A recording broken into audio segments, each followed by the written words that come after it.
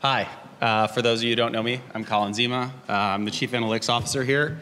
I had the good fortune of being a customer of Looker for a couple years before I joined the company. I asked them if I could come help. So it is a good product, I promise. I say that as a user. So I'm going to talk about recommendations. Are there any data scientists here? Okay. I'll try not to offend you too much because I pretended to be a data scientist once, so I'm going to talk about pretend data science. So I'm going to talk about recommendations. So great recommendation is hard. Have people heard of the Netflix prize before? So Netflix offered up a bounty of $1 million for people that could improve their recommendation algorithm by 10%. I don't know what it was judged on. And obviously Netflix has good engineers. Their recommendation algorithm actually got beat in about a week by the first team. It wasn't 10% better. It actually took 3 years to get the recommendation engine all the way up to 10% better. So that's vaguely what the curve looked like. I couldn't find a very good graph. But it took a really long time to get that last piece. And this is something that you see a lot in data. There are easy things that you can do to get a lot of value. And then if you want to get that last good piece of value, that's when you need the data scientists. So you can start doing stuff with very simple algorithms. So we're going to talk about recommendations. So if I was to recommend a website to you, this is the simplest recommendation algorithm. I went to Wikipedia and I pulled the top 10 websites on the internet. If I want to recommend a website to everyone in the room, this is the most straightforward recommendation algorithm that exists. It is just select the top 10. If you built a website around recommending websites and just selected the top 10 websites, you wouldn't have a very good website. But it's a start for recommending things. So you can start recommending websites better than random by doing very basic things like ranking websites. And the same is true for businesses.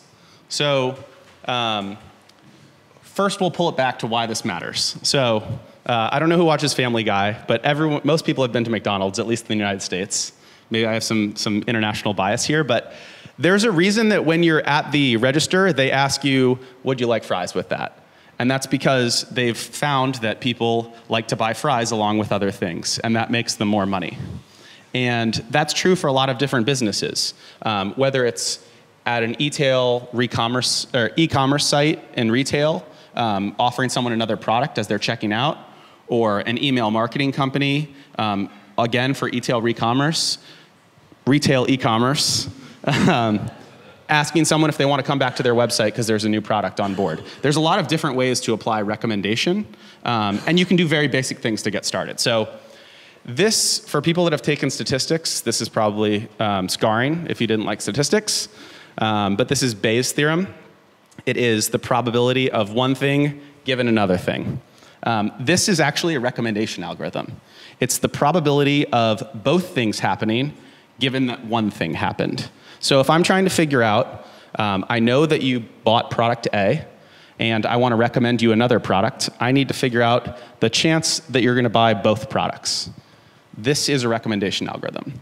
Now, if you're a data scientist, this probably offends you because you're doing more complex stuff than this.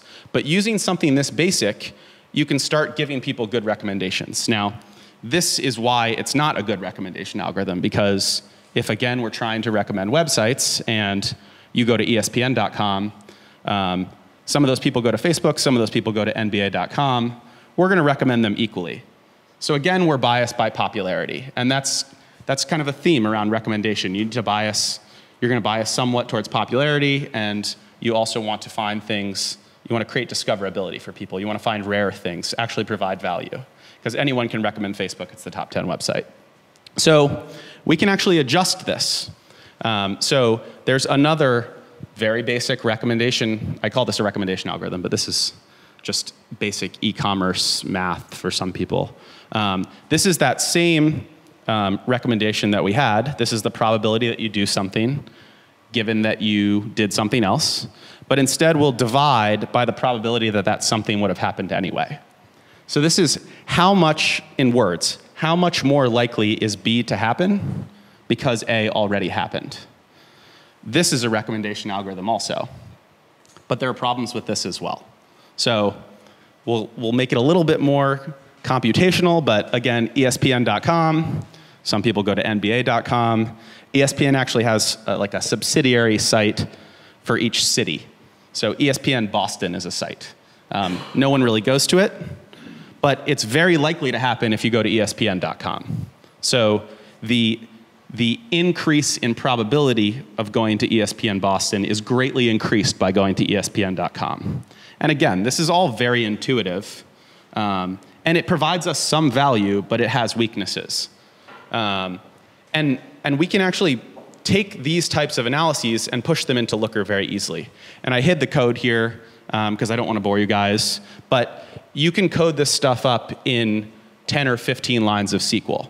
And you have a recommendation algorithm that you can provide to people. This is our fake e-commerce store, and I called the first one the attachment rate, and that second one I called lift, and we can look at people that buy activewear and how likely they are to buy swimwear or tops or maternity wear, et cetera. This is a recommendation algorithm. So I'm doing this at the category level, but we could do this at the product level. So for people that buy one product, how frequently do they buy another product? But again, I talked about we need to balance popularity, so just choosing those top 10 websites on the internet. Those are things that people go to, but there's not a lot of value to recommending them to people.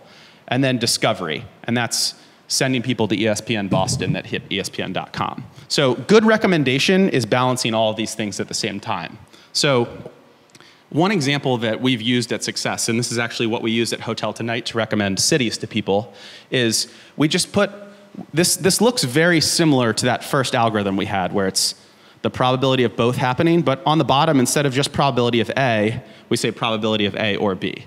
But the general idea here is you can do very simple mathematical transformations to come up with algorithms that will give you a recommendation that you want. So all we're doing is that same, this part here is essentially that same piece of math, but we're saying make the denominator a little bit bigger if it's something super common. This is incredibly basic stuff, and we implemented this in 15 or 20 lines, and that's how we actually chose cities to show to people. And this is the code behind it in Looker. It's a little bit longer because you have to create some derived tables and then join them together. But the outcome is something that's very simple. For any given product or category, really anything, we can say, how likely are you to do this other thing? And it's really that simple to start doing recommendations. So people have been to Amazon.com, I think. Do you have that over here? Sorry. But you'll notice that on Amazon.com, they're doing like 5 different recommendations at once. Next time you're on Amazon.com, take a look. But they have also viewed, bought together, and also bought. And it might not be obvious to kind of the casual shopper, but these are all different recommendation algorithms happening at the same time. Also viewed is just this math over here done with page views. Also bought is that math done aggregated by order. And sorry, this is customers who also bought. So this is aggregated at the customer level, counting up all their orders. So the general idea is that you can aggregate in different ways. You can group things by customer, group things by order, group things over subsets of customers even. So just men 25 to 34. Let's do this math and figure out what we want to recommend to that population of people. And you can do it for purchases, you can do it for views, you can do it for products, you can do it for brands. And it really is that very simple math. It's a very simple equation, and you've got a recommendation algorithm built into your product. So what I would recommend is if you do get your hands on a tool like this or even SQL, you can start doing recommendation very, very quickly. And once you start seeing the outcomes of these types of analyses, you're going to start asking new questions, and then you're probably going to hire a data scientist. But you can start doing this stuff very quickly, and you can re-engage customers more effectively. You can generate higher orders, and you can really do a variety of things that you might not think that you'd be able to do with just very, very basic math. That's really all I've got.